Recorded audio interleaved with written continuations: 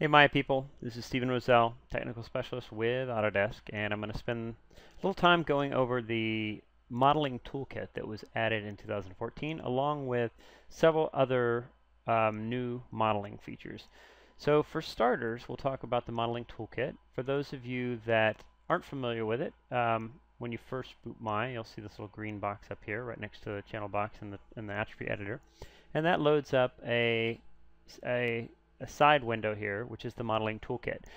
Some of you may remember this as the Nex toolset, which was a third-party modeling toolset that was essentially acquired previous to Maya 2014, and it has since been integrated. So when you boot Maya 2014, this just loads up by default.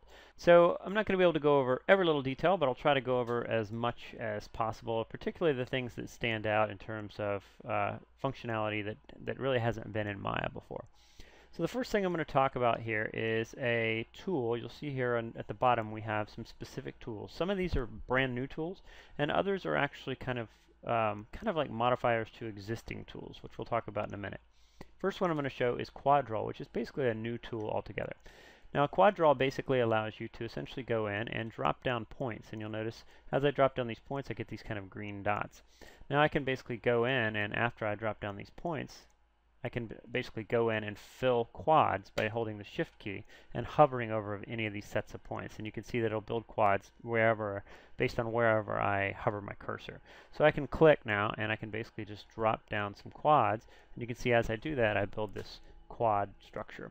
Now I'm actually not going to use this one. That was just an example. But let's actually go in and find a more practical use for this, and that is to actually build on top of another object. So what you see here is I've got this ugly kind of triangulated mesh. So I'm going to use the Quad Draw to build on top of this mesh and show you another kind of nice benefit to the Modeling Toolkit. And that is something called transform constraints. So transform constraints basically control how you move or how you create move an object or create a mesh. What I want to do here is actually use another surface for my constraint. So I'm going to go in, and you'll see that all of my polygons meshes in this scene are listed. I'm going to grab the trigon, which is this object here, and I'm going to make that my constraint object.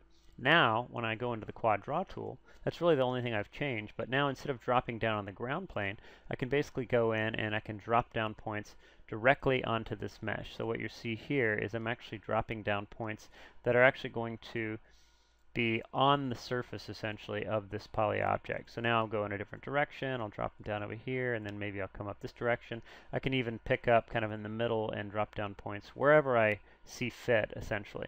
So I'm not going to go nuts with this, but let's just continue, and I'll just drop down, say, another row right in here, and just for kicks we'll go in and quickly drop down a row on this top area here.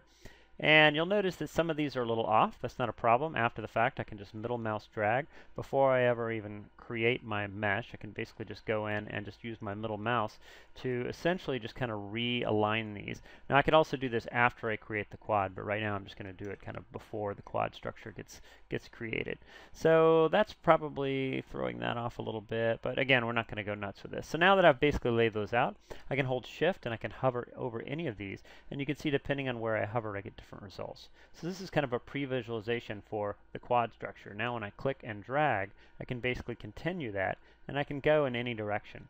Now if it makes kind of a bad choice, or if it, based on the position of the cursor, if it chooses the wrong quad setup, I can basically just go in and undo that and then repeat this and drop down in another direction, and again, now I can quickly go in and just build my quad structure. So there, it couldn't quite decipher that, so I just undo that and then find a new quad layout and then basically recreate it. Now again, after the fact, I can go in and I can use my middle mouse button, and I can basically go in and start to move these points around, and this quad structure is still going to be essentially bound to my object. So pretty quickly I can go in here and get this really nice quad layout that actually matches the shape and the form of that underlying triangulated object. So there you can see, if I go around to the side, what that looks like. And actually, if I just quit out of the tool and I grab the object, if I just do a quick isolate select, you can actually kind of see the structure of that object. So I could continue this up to the top and then mirror it over the side, and quickly I would have a nice retopoed section of that gun. So another handy thing that we can do is we can take an existing mesh and we can basically go in and shrink wrap it around another mesh. So rather than building it from scratch, I'm actually going to use a simple cylindrical shape. This is actually a half of a cylinder with the caps deleted, and it's been scaled just a bit so that it actually kind of wraps around the shape, but otherwise there's nothing fancy to it.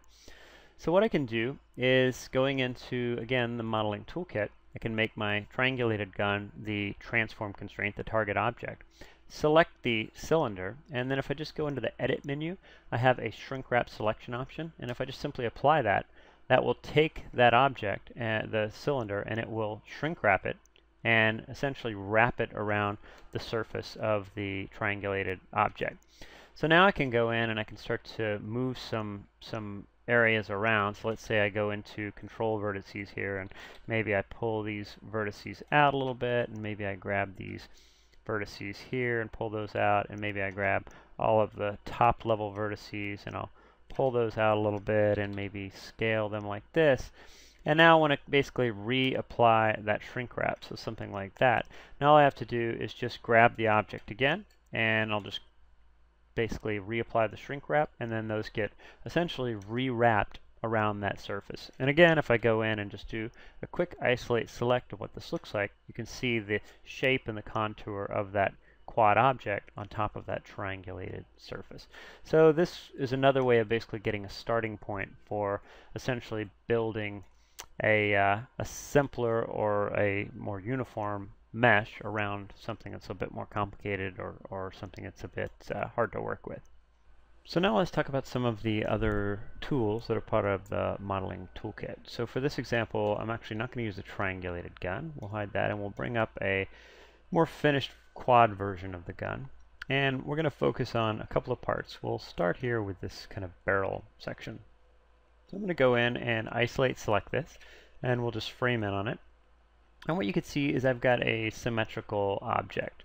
So traditionally in Maya, we've been able to basically go in and apply reflection to transforms. So for instance, we can move one transform and or do something like a soft select on one side of the object and mirror that over to the other side with translation, rotation, and scaling, and so on. But we've never really been able to deal with symmetrical polygon edits or lower level edits like extrusions or splits, things like that. So the Modeling Toolkit actually provides that, or provides functionality for that, and it's basically based on the topology of your object. So you essentially go in and you select a center edge, and I'm actually going to turn off Maya's transform reflection for now. We'll select a center edge and we'll define that as a symmetry point.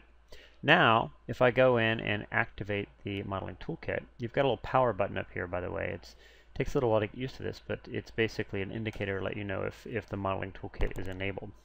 So now you can see that it not only activates pre-selection highlighting, so if I hover over any of my faces, it also does a preview of anything like a loop ring. So if I hold shift, select one and hold shift, you can see I get a preview of where that might actually expand the selection. And then if I just shift double click to grab a series of faces, you'll see it actually selected them on both sides. What that means is now I can use any of Maya's modeling tools essentially to go in and actually make some adjustments. So I'm going to use the extrude tool just to go in and create a few extrudes with some thickness and some offset. So I'll basically just repeat that a couple of times, and we'll push that out, and now you can see again that I've got the exact same edit on the other side. So a couple of other things to point out about this. One is you can disable this at any point. So I can actually go in and I can just turn off my symmetry, and then I can basically say, for instance, grab the verts up here in the corner, or maybe I'll grab this entire kind of upper section. I'll turn on my soft select, and I'll just pull this off to the side just to have some inherent asymmetry in the shape. So now you can see that's clearly asymmetrical, but the topology is still symmetrical. So what that means is I can still go in and define this edge as a symmetry point, and by activating my Modeling Toolkit now, I still have my pre-selection highlighting even though I have an asymmetrical object. So what this would allow me to do would be to go in and basically grab, say, another series of faces here and apply something like an extrude and pull these out, and now you can see that I do indeed get the same kind of effect. So whoops, let's turn off soft select. I'll just repeat that. I'll add a little bit of offset there, and then I'll come around here and repeat that and add a little bit of a thickness, and now I've got a similar effect, but again with some inherent asymmetry in the shape of the object.